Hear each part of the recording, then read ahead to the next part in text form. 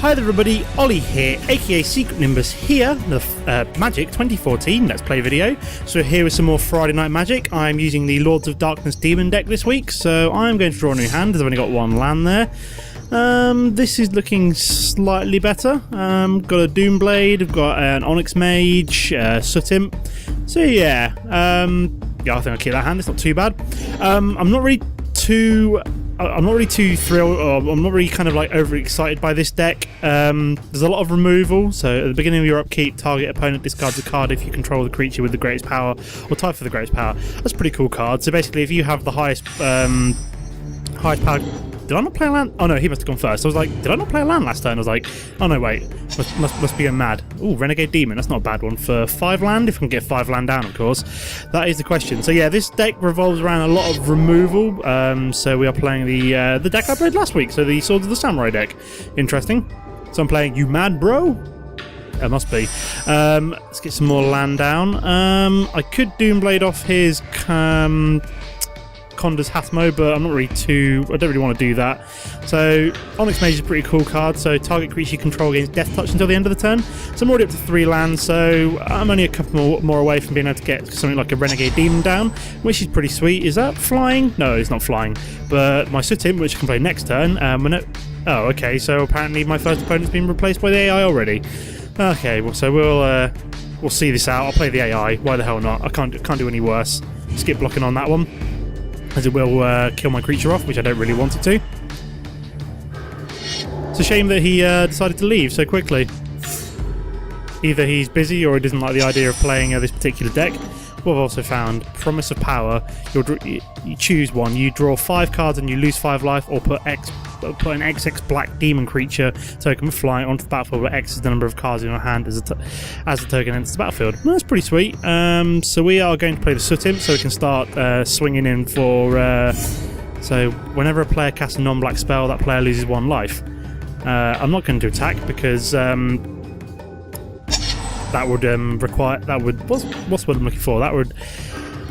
So he's playing a non-black spell, so he does... so he's played a flying one. That's bloody typical. I might have to Doomblade that off. So he's going to swing in with both of these. Interesting. I'm going to skip blocking for now. So we'll treat this one as a little bit of a warm-up match. See how we go against the AI. Can only end badly, knowing me. Excellent, more land. So we're not doing too badly here. So at the beginning of your upkeep, if you target opponent discards a card, if you control the creature with the greatest power or type for the greatest power. And that's going to be pretty useful considering if I can Doomblade off his Moth Rider Samurai, which I'm about to do. So if we Doomblade you, next turn, when I be able to play that, I will then control the creature with the greatest power. So if we hit continue, we're going to swing him with both of these, as he's now got nothing blocking, which is pretty sweet. And then he's going to continue to lose life whenever he plays non-black spells at the moment, because my Soot Imp. Pretty useful card. So if you're up against so we continue. So if you're up against like a deck that plays a lot of like kind of low-cost creatures, then the Soot Imp's going to be dead useful. So you can swing with both of his. It'll take me down to 15. Not the end of the world. There we go. And then he's going to play another Conda's Hamato. Another 1/2. I'm not sure. Have I got any of these in my deck? As long as you control a legendary Samurai, Conda's Hamo gets +2, 1, and Vigilance. Oh, excellent. So I can either play my Renegade Demon this turn. So have you ever cornered a wounded vampire? I might save that till next turn and instead play my Triumph of Cruelty. So at the beginning of your upkeep, target opponent discards a card if you control the creature with the greatest power, type for the greatest power. Actually, I don't know if to do that now, or so you draw 5 cards and lose 5 life, or put XX black demon creature token with flying onto the battlefield. That's going to be pretty handy, and I'll probably play that one fairly soon. But first, let's play the Triumph of Cruelty. I think that one's going to be fairly useful, depending on what he plays next. So if we continue, swinging with my flying creature, as he can't block that, hitting for another 1 point of damage, and I'll be able to play my Renegade Demon next turn, which is pretty sweet. And then obviously continue, because when you're playing multiplayer matches, if you've got a card that can do something, then so you're just swinging with all of them. I'm going to skip blocking. I can take the 3 damage, I think. Especially as I'm about to get my Renegade Demon down, which is going to be badass. And then he's going to lose. So whenever Samurai Control dies, you may put a 1/1 counter on Indebted Samurai. Ooh, that's just mean. So choose a player to discard from his or hand. So I'm going to choose the opponent, obviously. Ah, excellent. So I've got another Soot Imp as well. Might be worth playing that one first, actually, just because it's a flying creature and... what's the word I'm looking for? And because then he'll lose 2 life every time that he plays a card. So yeah, this Soot Imp's actually a pretty good card once you can get a couple of these down. So every time he wants to then swing in, he can't, basically. So let's attack. Attack, attack, attack.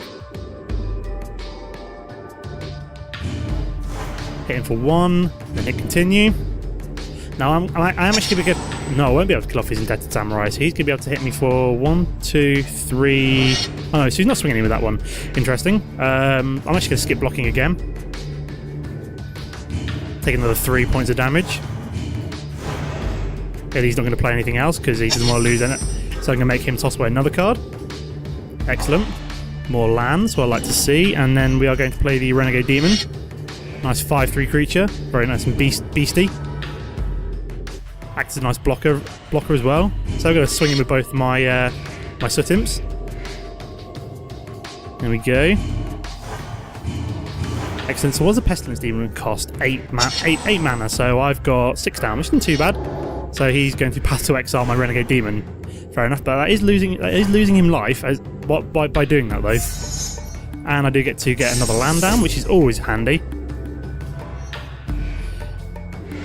See what he's going to do. So he's going to swing it with every single one of these now.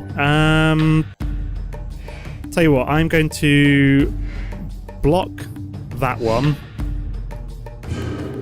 And then, so that one gets pumped up. But if I put, can I not? Oh, no, I don't have enough land. Oh, never mind. I'll just lose my one creature that wasn't really doing much anyway. So I thought I could give it Death Touch and then realise I don't actually have enough land down. So I make him toss away another card. There we go. So at the beginning of your upkeep, target opponent discards a card if you control the creature with the greatest power or tied for the greatest power. It's interesting because I don't, unless power is like, I'm not sure which one power is. Tendrils of Corruption deals X damage to target creature and you gain X life where X is the number of swamps you control. Excellent. So I am going to be playing you against the Indebted Samurai, I think. And do I get to choose the X? Nope. So I get to kill him off and then I get some life back as well. And I can swing you with these two. That Tendrils of Corruption came at just the right moment. So I can swing him with both of them, dip him for another 2.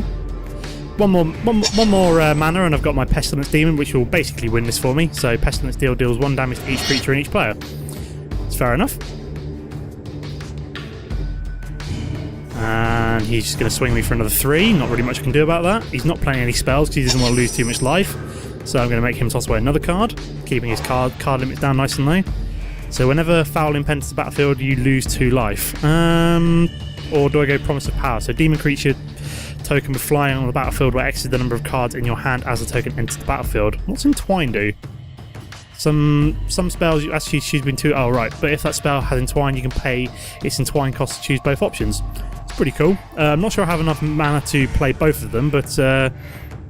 I am half tempted to get down my Foul Imp just to act as a blocker for one of them, and as an extra 2 points of damage as well. Because the Demon Creature with flying onto the battlefield, so that would only come on as a 3/3, so not really the best. I'm actually going to play my Foul Imp. Lose a 2 health, not the end of the world. You can't really do too much at the moment, so hit continue. Swinging with both my creatures. I can block at least one of these now. Won't kill it off, I think, because of the Bushido, but it's not the end of the world. I've also got lethal next turn, which is the main thing.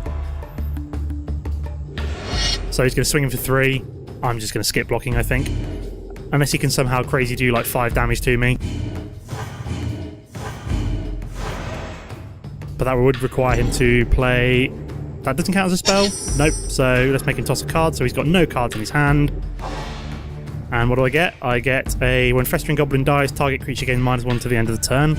Don't really need it as I've now got lethal. So we attack with all, hit attack, and that's the 4 points of damage for the first win. Excellent.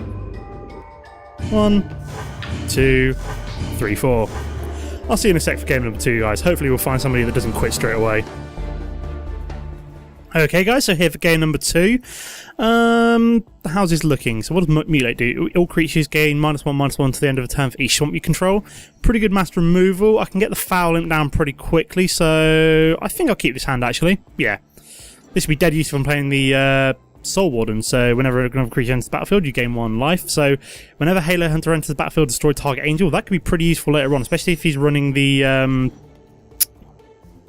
Avacyn's Glory deck, because there's more than likely to be an angel in there somewhere.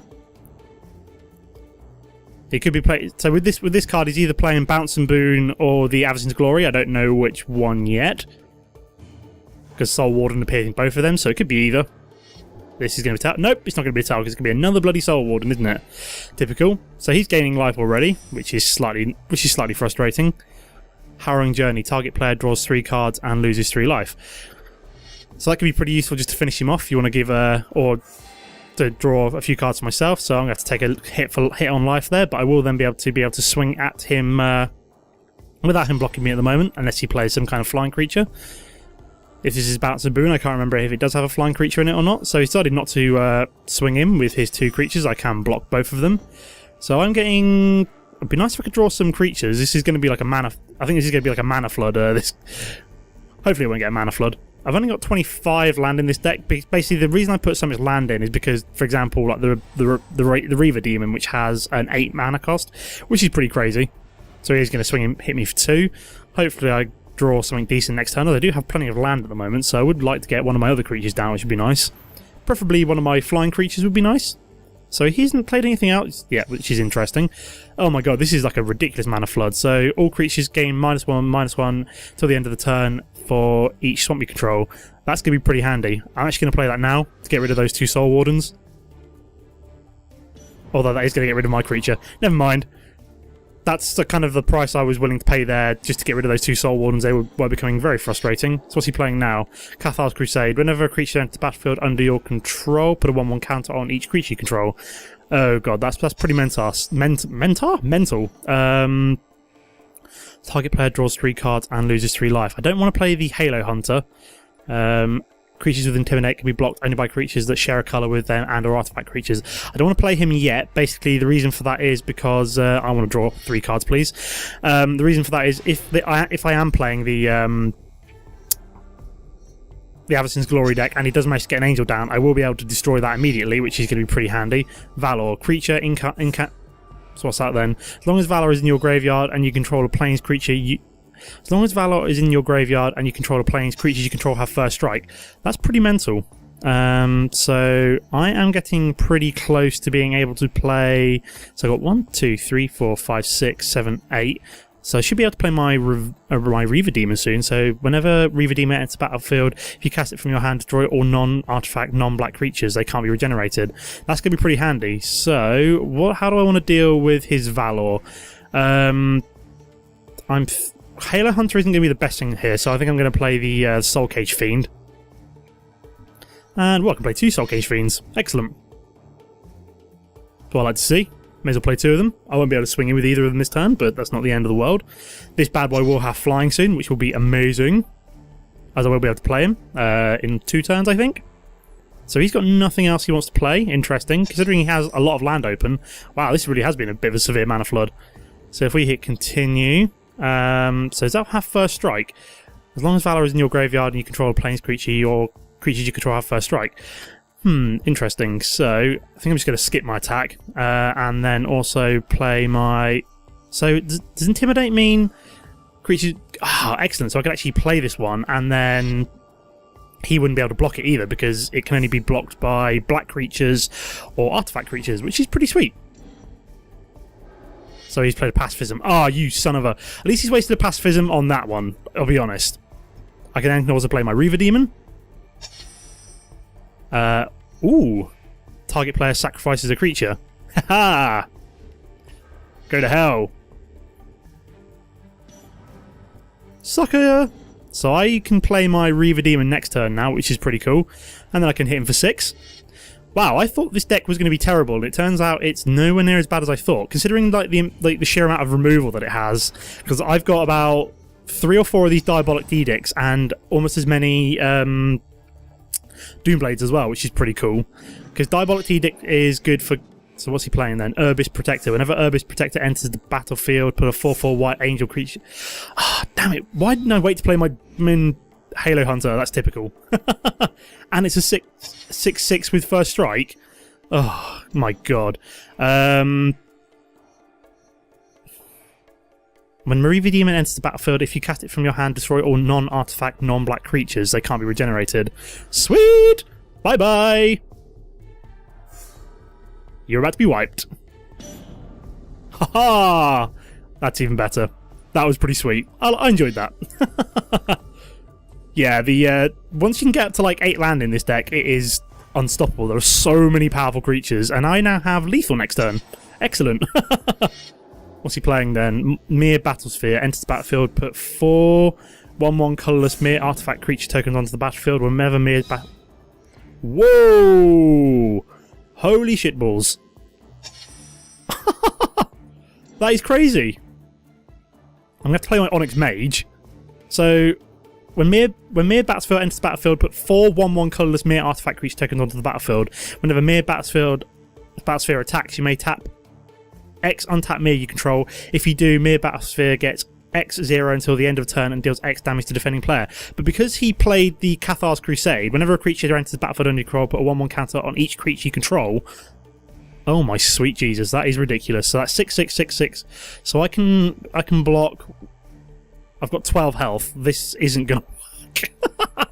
That is insane. The fact that he's got that Cathar's Crusade and that Mere Battlesphere has essentially just made it so I've lost that game in one turn.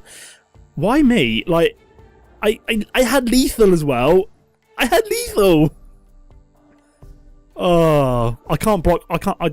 1, 2, 3, 4. I can block 4 of them basically. I think I have to skip my attack because otherwise I won't survive. Let's hit continue. See what he does. So he's swinging in with every single one, and then so he doesn't. So let's target creature you control against death. So I have to declare blockers first. So let's block you. You do have first strike. So and then block you. And block you. And block you. Oh my god. Yep, I've lost. Because even though I'm going to block all of this turn, I am going to lose like 6 health. Yeah, that was crazy. That Mere Battlesphere. Just as I was saying, this deck was doing so much better. It goes and turns out that he has the one card which, you know, hands my ass to me. And there's me lost.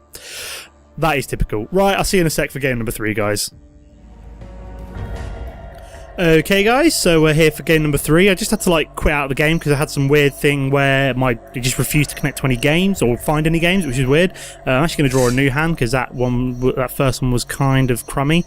This one's not great, although it does have 4 land and a Foul Imp, so I think we're going to keep this hand. Hopefully we can get the Lord of the Void, pull a couple more land and get Lord of the Void. Okay, so we're playing the Avacyn's Glory deck. Is that 3 white decks? Yeah, it is 3 white decks, isn't it? That's weird. More land. There's one of the lands I was looking for to get the Lords of Darkness. Whenever Lord of the Void. Whenever Lord of the Void deals combat damage to a player, exile the top 7 cards of that player's library, then put a creature card from among them onto the battlefield under your control. That's pretty mental. So I could, in theory, have that. I've also managed to pull my Reaver Demon again. Hopefully we can find a few more creatures in the meantime. Champion of the Parish, one of the most terrifying 1-mana cards I've ever seen, considering that every time he plays a human, so there we go, it's now going to be a 3/3, so he must play a Gather the Townsfolk. Wow. Yeah, this is why Champion of the Parish is one of the most terrifying cards in Magic 2014, in my opinion. The fact that it can get ridiculously huge for not a lot of mana is quite frankly insane. So okay, so we got the 6 mana we need to get the Lord of the Void. I don't know if I'm going to make it that far, but we shall see. So I lose 2 more life just to play my my Foul Imp. So I'm down to 15 already. This is not looking great. If I lose out because of just sodding Champion of the Parish, my god. More. So he's only up to 3 mana and he's already got me down to 15 health. Pretty crazy? I think so. What's he playing then? The Soul Warden? Yep, told you the Soul Warden appears in this deck as well. So he goes up to 4/4 because that's a human creature as well. Human Cleric. And what we've also got, Mikael Lunark, that's up to a 5/5. And he's only on 3 mana, don't forget. So he's played some pretty minuscule creatures, and he's up to 21 health. I'm down to 15 health. I might have to let this go through this turn, just so I have... I'm gonna have to let that go through this turn. Hopefully I'll have something that can remove it. That would be nice. Give me some remove... No. I've got at least 6 or 7 removal cards in this deck, and I don't get 1. So this one I won't be able to play for 2 more turns. So at the beginning of your upkeep, target player draws a card and loses 1 life. Yeah, I have to skip my attack here and then block that one this turn, because I can't afford to take 5 damage again. Especially as he has almost that much damage with his extra creatures as well. Yeah, I can see me losing quite quickly here, just to an Avacyn's Glory deck, just because it's ridiculous. I'm really mad that I lost that last encounter just because that last duel, just because he managed to pull the exact right card. So what's he got then? Fiend Hunter. So yep, I'm dead.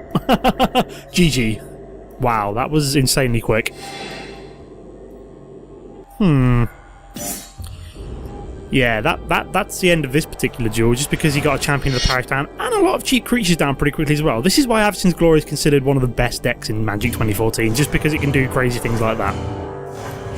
I think I'm going to do one more duel, just because this one was so short. I'll see you in a sec, guys. Okay, guys, so we're going to do one last duel. I'm going to draw a new hand as ooh, Mortician Beetle, excellent. So pretty handy in this deck, especially as I can make him sacrifice some creatures. So whenever a player sacrifices a creature, you may put a 1/1 counter on Mortician Beetle. I've got a Doomblade. I've got a couple of Bloodgift Demons. Tendrils of Corruption deals X damage to target creature. Yeah, I think I'll keep this hand. It could be pretty good. So another land is what I'd like to see, so I can start working towards getting my Bloodgift Demons. So they're both very, very good for only 5/4 flyings. So he's so what deck's he going to be? White of some description. I'm thinking maybe Swords of the Samurai. I know the first deck was Swords of the Samurai before he quit out, wasn't it? So yep, I was right. Swords of the Samurai. Protection from black and Bushido 1. Oh, great. So he's got protection from black. Huh. Interesting. We're just going to try and work our way through as quickly as possible, and so annoyingly I would be able to Doomblade that if it didn't have protection from black, which is slightly annoying. So we're just going to skip the attack there. No point swinging him with my Mortician Beetle and getting it killed off straight away. And it has Bushido as well, so it can pump itself up to a 3/3 when it blocks or become blocked. So I'm going to have to take the 2 damage there. So this is going to be frustrating that he can essentially just swing in for 2 damage every turn. So Kitsune Blade Master, First Strike and Bushido 1. I can, however, Doomblade that off. So annoyingly we didn't get one of the land, so let's Doomblade off you to stop me doing too much damage early on. Annoyingly that doesn't count as a sacrifice. It'd be nice if I have to skip my attack. It'd be nice if I had one of my sacrificial packs, because I could force him to sacrifice off the hand of Honor and then also pump up my Mortician Beetle as well, but it's not going to happen, is it? Of course it's not. So that's another 2 points of damage to my face. I don't think I can even block that because it has protection from black as well, so... Oh great, so he's got a Moth Rider Samurai now. Great, give me land. There we go. Give me land, lots of land. So Tendrils of Corruption deals X damage to target creature and you gain X life, where X is the number of swamps you control. Now, I don't think I can do that to the Hand of Honor, but however, I can do it to the Moth Rider Samurai. So basically, at the moment, I'm just trying to limit the amount of damage that he's doing to me, and then I also get 4 health back as well. So I'm basically playing like a delayed action here until I can either play my Renegade Demons or my Bloodgift Demons. So at the beginning of your upkeep, target player draws a card and loses 1 life. That could be pretty handy later on. Hopefully I can get 1 more land down, that way I can start swinging in with it, and also pulling some extra cards as well, which is always going to be handy. So he does have an Araba Moth Rider, 1/1 flying with Bushido 1. Excellent, so that is the 1 land I was looking for. So if we hit continue, obviously not going to do any combat, so I'm going to skip my attack, and then I've also got my Bloodgift Demon. Voila. So I'm in a good place now, so I can get a second Bloodgift Demon as well. I can either start making him lose. So what we got here? Balefire Liege. Other red creatures you control gain +1/+1. Other white creatures you control gain +1/+1. Whenever you cast a red spell, Balefire Liege deals 3 damage to target player. Whenever you cast a white spell, you gain 3 life. That's pretty crazy. I want to get rid of that really badly.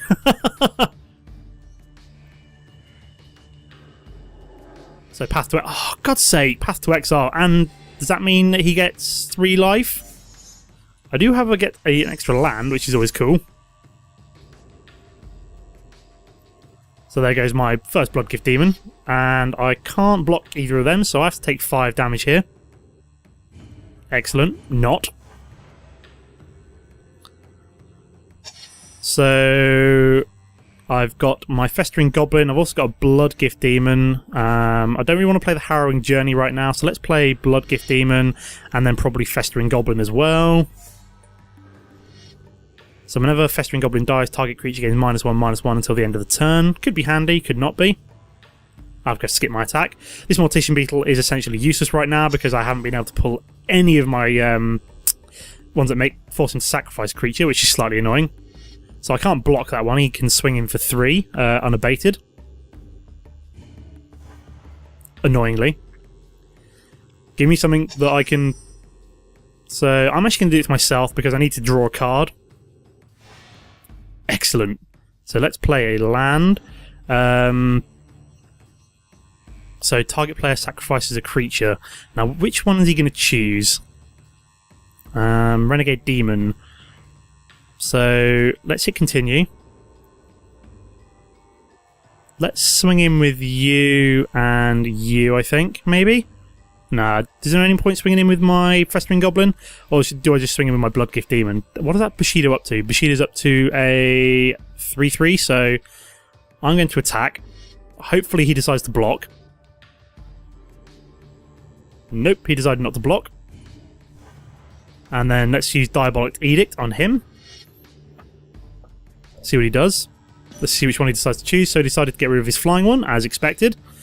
Have you ever... And then I can also play my Renegade Demon as well. Nice creature. We'll be able to stop his Balefire Liege swinging him. I'm guessing he's got some kind of spells that he can use, which is slightly terrifying. He can still swing him for 3/3 without me being able to do anything. Steel Shaper's Gift. Search your library for an equipment card, reveal that card and put it into your hand, then shuffle your library. That's insane. Like, if he hadn't had that one that was immune to protection from black, I think this might have gone totally different. But it's the fact that he's essentially be able to do like 11 damage to me without me being able to stop him at all. Like, I could have blocked it with a Mortician Beetle at least once. So, didn't know you could do that. Fair enough. So what's he looking for? He's looking for which equipment card he wants. He's better hurry up. There we go. So we've gone for the Sword of Fire and Ice. Equipped creature gets +2/+2, has protection from red and from blue. Whenever a equipped creature deals combat damage to a player, Sword of Fire and Ice deals 2 damage to target creature or player, and you draw a card. That's pretty insane. I'm hoping I get some kind of removal to get rid of it.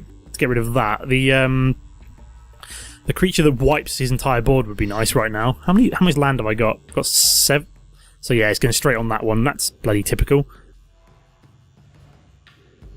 So he's going to swing in for 5. There's nothing I can do about that. So he's actually going to...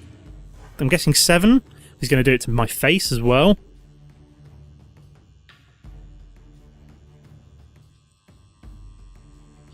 He's deciding what to do it to. So he's done it to my Festering Goblin. That's interesting. Guessing that one doesn't really matter because neither of them... I can kill neither of them off using that.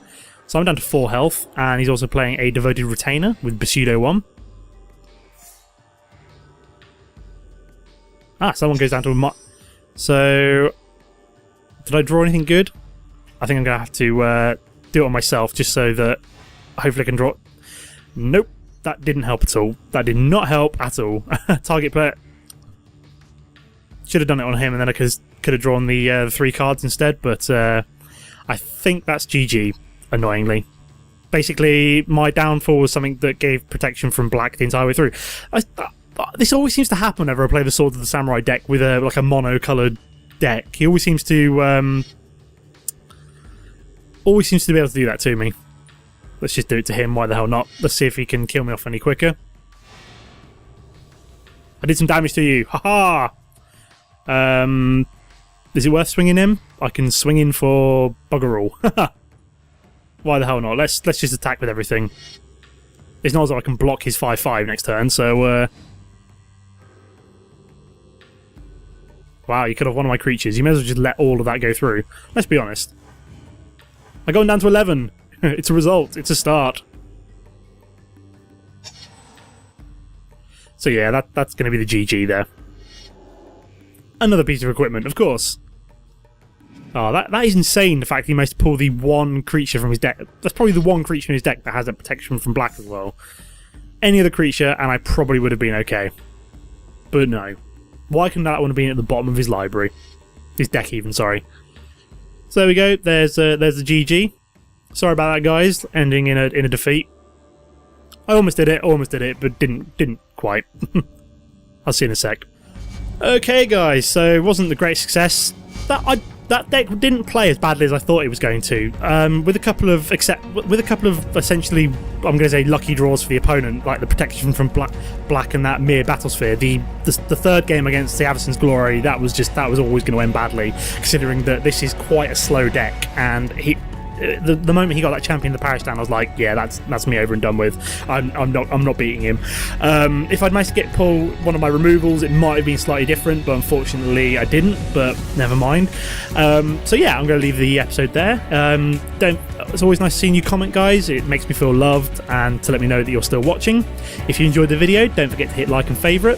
If you're new to the channel, it's always nice to see you hit that subscribe button. And again, thanks for watching, everybody, and I'll see you next time. Goodbye.